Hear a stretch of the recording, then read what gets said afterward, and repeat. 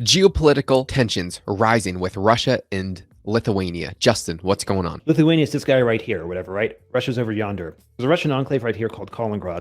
Lithuania basically has chosen, as I understand it, to deny transit of goods and services, mainly by rail, again, as I really understand it, from Kaliningrad to Russia.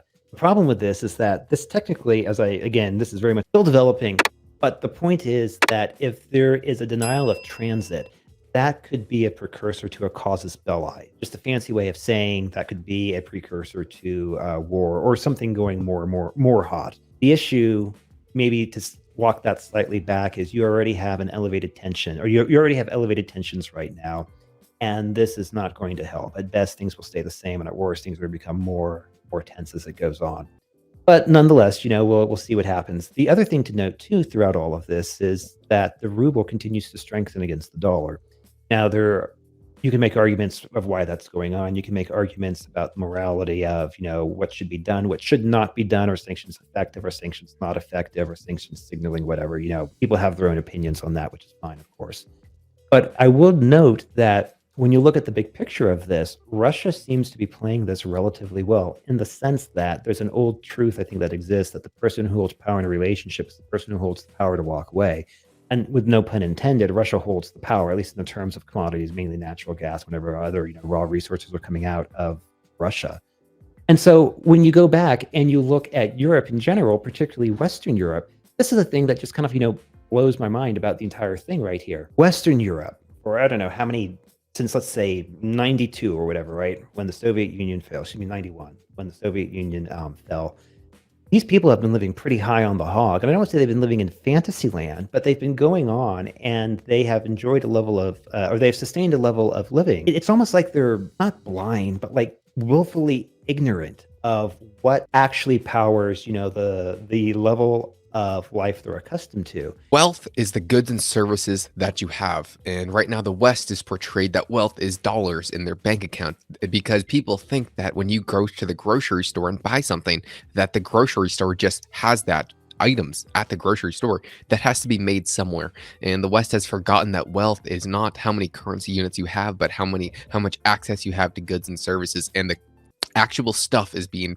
produced in Russia, or at least a lot of. Yeah, or at least the first step, the base level commodities that you need. Sure, Western Europe might have the advanced fabrication factories or whatever, right? But you still have to have the raw inputs going into the thing. And as long as you have the base commodities, there will always, or presumably there will always be a bid underneath, your currency. Exhibit A of that is the euro And dollar. how successful have these sanctions been so far? I'm sure you guys have gotten gas. I'm sure you've been to restaurants and gotten food. The prices are through the roof. If we continue these sanctions, they're going to get much worse. And then what has actually happened to Russia? Russia is still selling gas to China and to India and to other countries. Their ruble is actually increasing in value. What negatives do they have? I mean, it's you have to do a cost benefit analysis and realize what is like intentions and results are wildly different. If the intentions are to stop the war, these sanctions are escalating just that. Nobody wants to go to war, but may I add that we are at the end of a fourth turning, and so far we have yet to come out of a fourth turning unscathed from war. So is this going to escalate into more of a World War III style event? I don't know. Obviously, we hope not, but you have to kind of watch diligently and prepare in case something like that does happen. Yeah, like my personal take, I would argue that we're already in World War III, but it's a psychological war mainly. I mean, yeah, I'm sure things have gone hot, but whatever. That's another ball of wax to talk about right there. But at least as far as the macroeconomic situation goes, Russia, in my opinion, continues to be sitting pretty. Again, you don't necessarily have to like Putin or whatever, right? Or like what they're doing. I'm not trying to take a moral judgment there. I just was saying, like, look, if these are the guys that have the commodities, and if Western Europe needs the commodities because Western Europe's had 2 or 3 decades of refusing to invest in commodities, decommissioning nuclear power plants, making themselves dependent upon natural gas, and preventing new things from coming online or being built. Well, guess what, guys? You had no problem indulging your moral fantasies and feeling good about yourself for the past 30 years. But when the bill comes due, like, look, that's on you, Europe, Western Europe. That's not on Russia. Yeah, and whatever. People don't need to hear me say the rant. Anyways, the ruble continues to appreciate. My guess is probably going to go higher. That's probably one of the easiest things to make, or one of the easiest predictions to make.